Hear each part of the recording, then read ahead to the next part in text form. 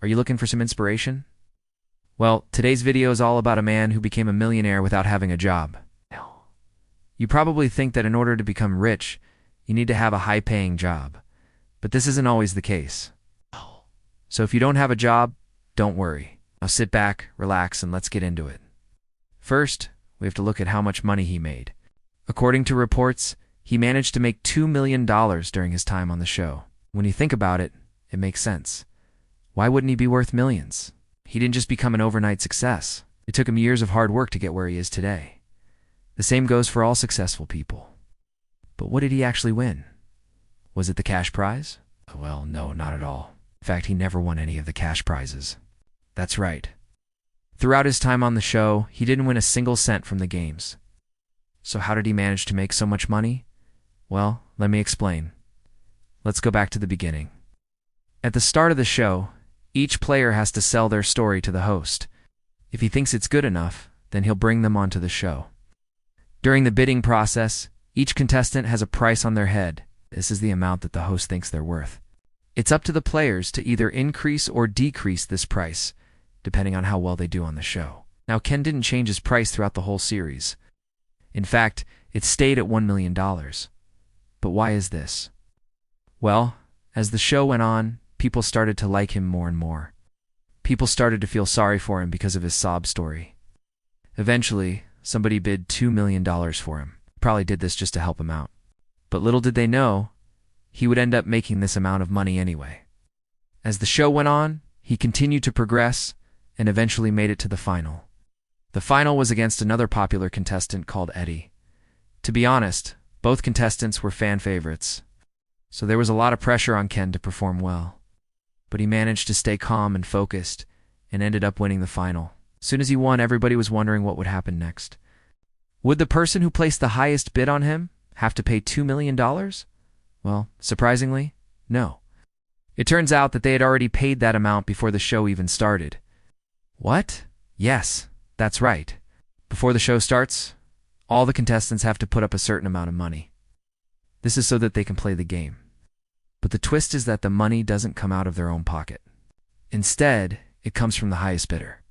So essentially, the highest bidder ends up paying for their own spot on the show. But in Ken's case, the person who placed the highest bid didn't have to pay anything extra. This is because the money that they bid didn't increase at all during the show, so Ken ended up winning $2 million. Now let's take a look at how he spent his winnings. When he won the show, he decided to split the money between two charities. One of these was the Stand Up to Cancer organization, and the other was the Children's Health Fund. Both are very good causes, and he definitely helped a lot of people by donating the money. But after donating the money, he had nothing left. So now he had to find a way to earn money. The first thing he did was invest some of his winnings. Although he invested a huge chunk of the money, it didn't seem to be a very wise decision. This was because he put all his eggs in one basket. Put all his money into a company called Bernie Madoff Securities.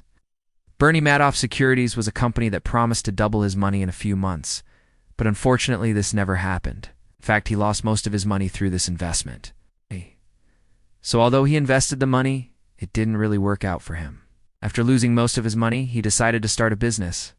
His business involved selling t-shirts with inspirational quotes on them. Though this sounds like a great idea, it wasn't very profitable. In fact, he ended up losing even more money through this business.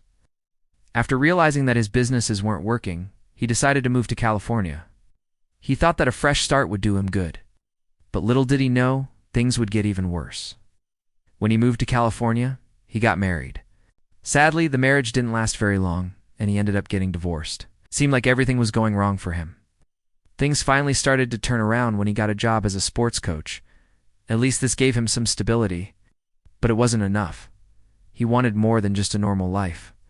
He still wanted to be rich, so he decided to appear on another TV show called The Millionaire Matchmaker. This is a show that helps wealthy people find love. Ken appeared on the show as a rich bachelor looking for love, but sadly, it didn't really work out for him. On the bright side, at least he got some more fame out of it. In 2013, he opened up a gym called Ken's Corner. This gym was very successful, and it brought in a lot of money. But unfortunately, it didn't last very long. In 2014, the zoning commission rejected his plans to expand the gym. So he decided to close down the business. But wait, the story takes another twist. You see, when he closed down his gym, he started working for a car dealership. He worked here as a finance manager. He also bought a house in New Jersey. First glance, it looked like things were turning around for him. But sadly, this wasn't the case. In 2017, his house was foreclosed on. This means that the bank took his house back because he couldn't pay the mortgage. It seemed like everything was going wrong for him, but he kept pushing through, and eventually things started to turn around. In recent years, he's become a motivational speaker, speaks at different events, and shares his story with others. He's also done pretty well financially, which is great news. So although he doesn't have millions of dollars, he's definitely doing okay. Now, what can we learn from this man? Firstly, don't invest all your money in one place. Ken made the mistake of investing all his money in Bernie Madoff securities. This ended up costing him a lot of money. If he'd been more careful with his investments, he wouldn't have lost so much. Secondly, don't be afraid to start a new business. Ken tried his hand at several different businesses, but they just didn't work out. But if he hadn't taken these risks, he wouldn't have gained any experience. So although his businesses failed, at least he learned a lot along the way.